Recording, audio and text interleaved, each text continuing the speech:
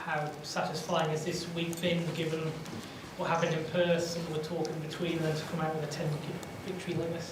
Yeah, great week. Great to level the series. I think this week we were back to our best. That's the kind of team that I remember and how we want to play our cricket. So really satisfying. But you seem more animated after taking wicket, more than usual anyway. Did that just come from within after everything that's been said about you, or was it just you being excited for a change? I don't know. I was pretty pumped up. Just probably felt like some big wickets there in the context of the match. Especially, pink ball feels like the margins could be quite small. So maybe, just pretty excited, more so than normal. That's it. It wasn't anything else. Have you reflected on that? Just the energy around the team, as you just said earlier. You played in a way that you want this team to play. I think being one down, no doubt there's a little bit more on it, trying to level up the series, and you get a bit more pumped up for wickets. But I don't know. It's a big series. Every Test match is big. Every wicket's pretty big. So I was pretty pumped out there. How do you compare your performance from the last Test to here, Pat? Personally? Yeah, with the ball. To be honest, I don't think it was heaps different. Obviously more wickets fell my way this week. Last week, I was pretty happy with how I bowled overall. Scoreboard can look different week to week. Rhythm felt good this week, and happened to find a few more wickets. And just a word on the bowling unit as well, Stark and Bowen have great pink ball records, no surprise they do that again. Can you just, a word on those two boys this week? Really lifted. Yeah, it was amazing. Some of the talk this week was around, do we have enough bowling? And, particularly that day one, I thought it was a Herculean effort from, Starkey and Scotty. It was hot. It was, close to 40 degrees out there, humid. And, basically just kept rotating the bowlers and bowling all day. So huge effort from those guys. Showed their class. I feel very lucky as a captain to have those guys, and then having someone like Lino, who we didn't even need to call on. Feels like we've got lots of I've got a lot of tools at my disposal, so I feel very lucky. Pat, you were 1-1, I think, against India each of the last couple of tours. What are the key things you need to keep doing from this point on to ensure you make it 2-1, 3-1, etc.? I don't think it's too different to last week. You want to gather a few lessons that you learnt now that you've seen them, another week. And some of them, you might want to change a few things that didn't quite work out, and others you feel like you've had a good look at some bowling plans, some batting plans, and marry that up with what your strengths are as a player. So that's all the conversations together will be, which was the same leading to here. What do we look like at our best as a team, as individuals, and go from there. And just one on Siraj and Travis Head, were you sort of across the exchange last night, a bit the chatter in the last 24 hours, and I guess how you see the relations between the teams? I was out there. Look, it's heated. It's a big series. It's been packed crowds all the days. So there's a lot riding on it. I think the umpire stepped in pretty quickly, and that was the end of it. How much of a luxury is it to have Trav in that middle order there and just doing what he does regularly now? Yeah, it's great. When he walked out, feels like every time he walks out, the game's kind of in the balance, can go one of two ways, and within the space of a session or so, he really took the game out of their hands. Just puts the pressure right back onto the opposition, hits into weird areas. If he feels like there's a small opportunity, he'll up the ante and again take the just take the game away from the opposition. So amazing. He's done it time and time again for us in many different formats, and he's super impressive. You're able to just sit back in the change rooms and enjoy innings like that? For sure. It's always exciting. You have to watch when Trav's batting. There's always something going on. He's all over the crease. He's flaying balls through, the offside from off stump. Again, like a lot of the other players, so lucky that he's on our side, because as a captain, I wouldn't know how to bowl to him, how to set field to him at the moment. The work that Marnus and McSween did that the night before, do you kind of almost look at that as being equally as important as what Trav did?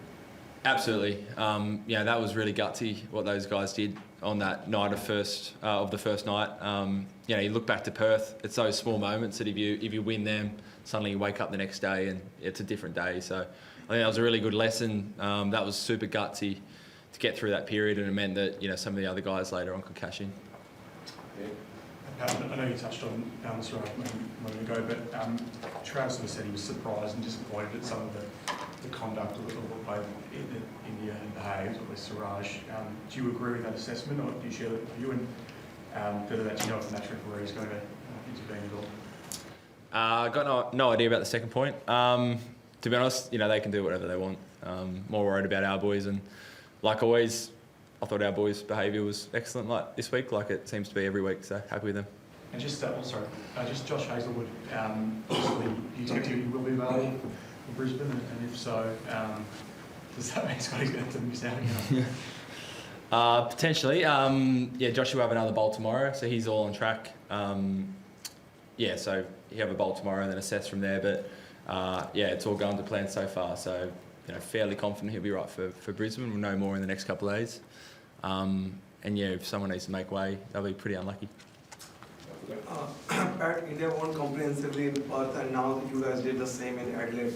Two competitive teams, but no closer match. Do you expect this trend to continue, or do you think that in the coming matches there will be far closer test matches? Yeah, it can never be too sure. Can you?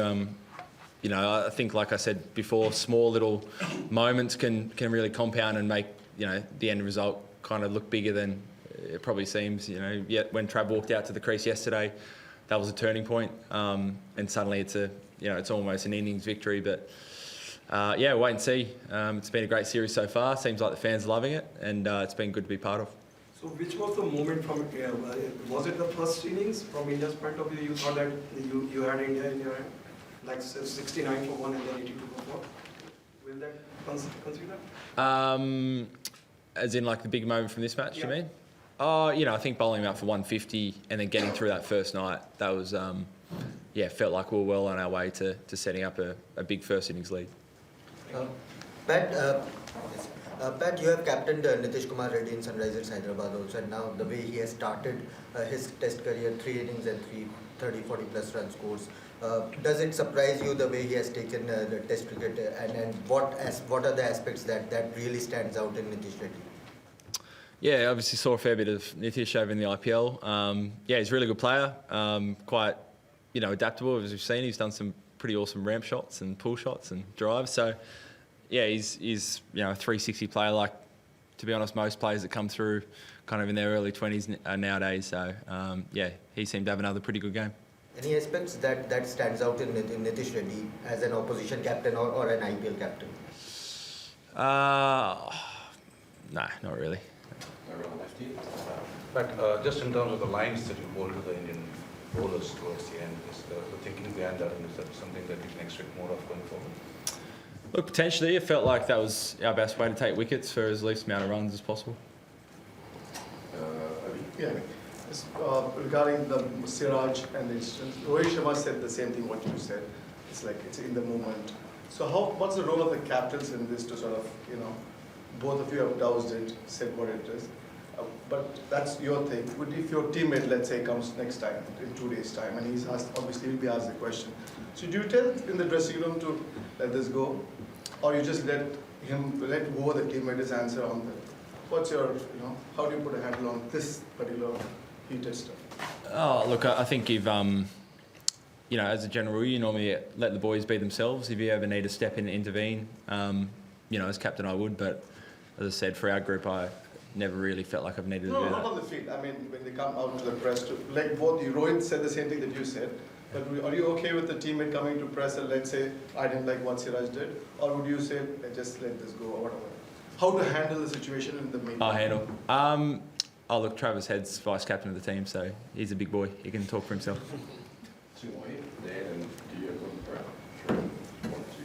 Just one about Travis in terms of there's been a talk before the series about the way Test cricket's now played. What the Kookaburra ball does, what the pitch does. Is it making that sort of those middle order positions even more important in terms of once you get 20, 30 overs in and you can counter attack, knowing that there's a window to to make runs when it's perhaps a bit more difficult earlier in the innings?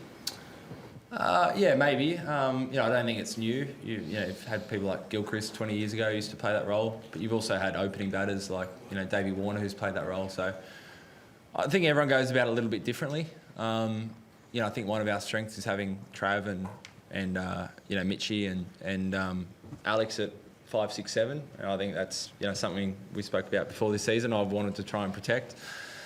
But really, yeah, again, like anything, you always play to your strengths. At times we had openers who'd be aggressive, but yeah. But just the fact that, you know, there's a big break between the first and second test, you guys have gone 134 overs. The fact that you bowled them out in 80 overs, like across both innings, with the short gap, like, does that, you know, give you the confidence and just the fact that you're fresher going into the Gava test? Yeah, you know, we bought ourselves a couple of days, even bowling first, you know, that buys you an extra day if the game went the distance. So, yeah, 2 games into the series, I feel really good. Probably better than you normally do, filling 2 games into a series. So, yeah, we'll get up to Brisbane. We'll recover well. That's a priority for the next 3 or 4 days, and then be ready to go again. Pat, just want to ask about that Siraj thing only, that, you know, when Travis was going out, you were also having a word with Siraj, and he wasn't looking very, you know, happy with that. And plus, the second part of it is that today in the broadcasters, you know, with them, Siraj told that what Travis told here in the press conference was not at all true. How do you see that? Means first, obviously, what you had a conversation with Siraj, what it all about, and then, you know, vice captain coming to the press conference. Obviously, he can't exactly tell you that what words he said, but a little more on the truer side of the story. Yeah, I reckon we've spoken enough about that. Great, thanks everyone. Thanks.